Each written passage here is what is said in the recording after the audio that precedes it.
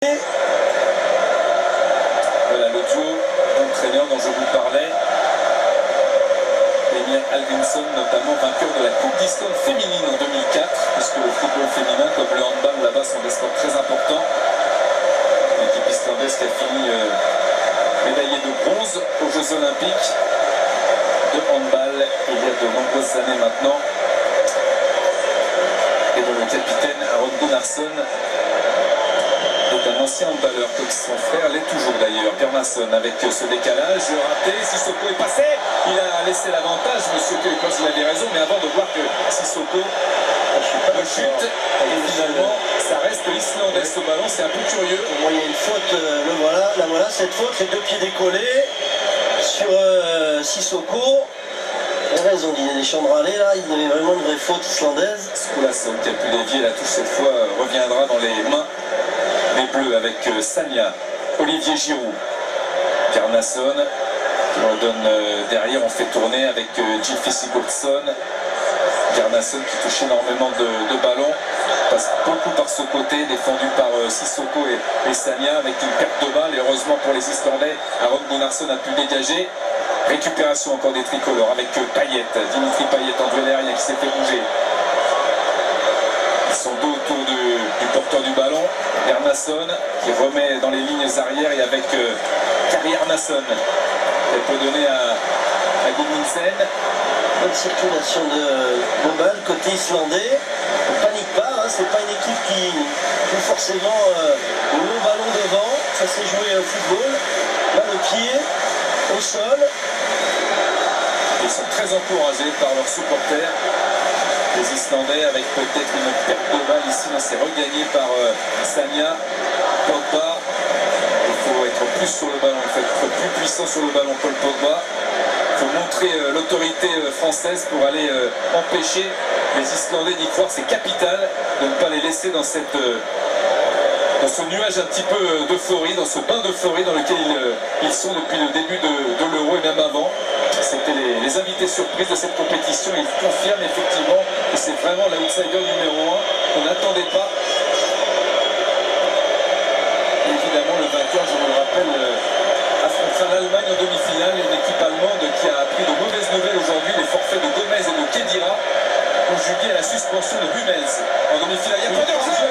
Olivier Giroud qui frappe et qui délivre le Stade de France. Superbe but d'Olivier Giroud qui permet à l'équipe de France de respirer et de marquer un but capital dans le premier quart d'heure. Ce n'est pas arrivé depuis des lustres. C'est le 19e but au bleu en 52 sélections d'Olivier Giroud. Et quel bel appel de balle d'Olivier Giroud dans le dos des défenseurs. Et à la passe décisive, c'est Blaise Matuidi qui a donné un excellent ballon dans le dos des défenseurs islandais. Il n'était pas en position de hors-jeu, Olivier Giroud.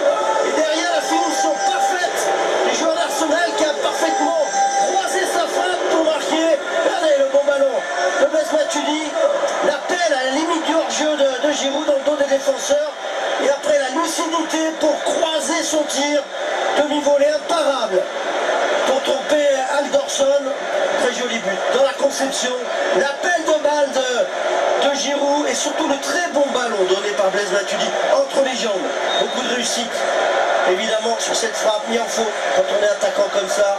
Et ce n'est pas de la tête que l'équipe de France a marqué. On avait marqué 3 sur 6 des buts depuis le début de l'Euro. Ce n'est pas de la tête qu'a marqué Olivier Giroud, mais quel but. Et il compte vraiment ce but pour être marqué si tôt dans le match. Mais attention, rappelez-vous, l'Angleterre avait marqué un pénalty très tôt. Et dans l'engagement, sur l'engagement, les Islandais avaient réagi. La preuve, ils sont là dans le camp français pour aller essayer justement de menacer la cage du goal Lloris. Et c'est la longue touche d'Aron Gunnarsson, comme d'habitude, Spécialité islandaise. qui va vouloir faire la différence avec cette longue touche repoussée. Récupération sur le côté encore pour Aron Gunnarsson, mais c'est sorti. Quel bel appel, vraiment. La limite du hors-jeu. Sous les yeux d'Adil Rami, de Kanté, d'Olivier Giroud. Prendre de la profondeur. Et une longue passe de Blaise Matuidi extrêmement précise dans l'espace. Pour tromper ce bloc islandais. Et il a sauté une ligne. Il a complètement, évidemment, sauté ces 4 milieux de terrain islandais pour jouer la profondeur sur Olivier Giroud. Et Matuidi qui a donné à Paul Pogba.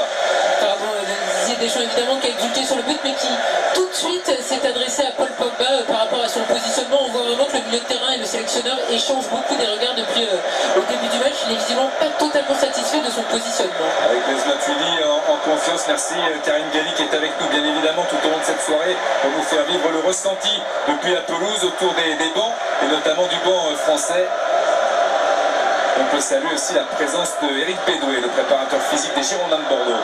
Attention avec ce ballon, c'est bien arraché là l'attaquant Ben Sitterson. Il faut sur le Pogba, sur le joueur du FC Nantes, qui est excellent notamment dans le jeu aérien, Sitterson. Il faut au sol de Paul Pogba sur son retour défensif. Et le coup franc pour l'Islande et pour Aris Skulason. Les deux défenseurs centraux, Arnason et Sigurdsson sont montés. Formé à Erenven aux Pays-Bas, qui joue au Danemark à présent. Aris Skulason, c'est là que la défense française doit répondre. Et Hugo Lloris se saisit du ballon. Pour manquer ce coup franc, il a mis beaucoup trop de puissance. Même si Ragnar Sigurdsson était juste à côté d'Hugo Lloris, c'était, c'est vrai, un petit peu trop fort. Tranquille, cette prise de balle pour Hugo Lloris. Il faut manquer de Skulason. On attendait les Bleus faire un bon début de match. Ils ont eu 10 premières minutes difficiles et sur la première occasion, Olivier Giroud est réaliste et Payet permet de mener à 0. Titi qui compte quand même cette sélection espoir, des matchs en Ligue des Champions, des matchs en championnat avec l'Olympique Lyonnais, son ancien club désormais. Samuel Titi très encouragé par le public du Stade de France. Blaise Matuidi qui va décaler Patrice Evra. Un petit peu handicapé par une mauvaise chute là, à l'entraînement cette semaine. Et donc la main gauche bandée. Payet avec Paul Pogba. Dimitri Payet qui veut perforer ce milieu de terrain et cette défense islandaise. Mais c'est surtout pas dans l'axe. Grosse faute là de Pogba, attention. On ne pas s'enferrer dans l'entonnoir islandais, c'est là qu'ils nous attendent. Il va falloir qu'ils se mettent dans le match, hein, Paul Pogba, parce qu'on a l'impression qu'il est un petit peu à côté. Grosse faute de Paul Pogba, les deux pieds décollés. Même s'il arrête, hein, il arrête son geste au bon moment pour ne pas toucher l'adversaire, c'est un bon geste. Et évidemment, les Islandais, ils croient toujours, ils y croiront jusqu'à la fin. Et ils ont bien raison. Quel public, on a vécu de merveilleuses heures avec les Irlandais. Les Islandais ne sont pas en reste. Blaise Matuidi qui fait l'effort, mais ce ne sera pas suffisant. Johan Gudmundsson sur le côté droit avec ce centre. Et Hugo Lloris est là. Oui, c'est Bodvarsson qui va prendre ce ballon de la tête. Les deux attaquants islandais, c'est une de leurs forces, le jeu aérien, le jeu de tête. À l'image de cette action, ce centre, heureusement qu'il est bien pris au marquage par Koscielny, Bodvarsson. Donc Koscielny, Sagna, Sissoko, touche pour l'Islande.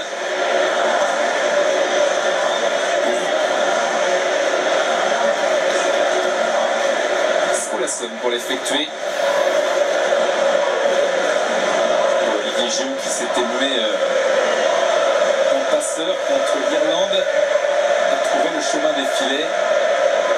Bien rabattu ce ballon là pour Pogba, mauvaise passe de Paul Pogba avec Titi qui fait un bon contrôle de la poitrine orientée vers Blaise Matuidi. Dimitri Payet. Encore lui avec Bakary Sagna qui est monté. L'échange avec Sissoko. Payet qui a dézonné, qui se retrouve dans le cœur du jeu à côté de Griezmann. Pogba, Koscielny, Umtiti. Koscielny, Paul Pogba, champion du monde des moins de 20 ans en 2013. Griezmann peut-être tente la Madjer pour faire la passe à Olivier Giroud. Le corner est arrivé. Bon ballon de Pogba qui lui aussi a sauté une ligne, qui a joué dans la verticalité, dans la profondeur, et qui s'est servi de l'appel. Et il va falloir les soigner, ses coups de pied arrêtés, ses corners avec Antoine Griezmann qui va le frapper. Il y avait eu beaucoup de déchets l'autre jour, on l'avait vu par exemple la Belgique contre le Pays de Galles avec De Bruyne. Griezmann, un ballon qui s'élève bien, qui est rentrant. C'est dedans. Il est là, Paul Pogba à la retombée de ce corner. On avait dit l'importance des coups de pied arrêtés des corners. Paul Pogba a fait cette fois chavirer, peut-être définitivement le Stade de France. L'équipe de France qui mène 2-0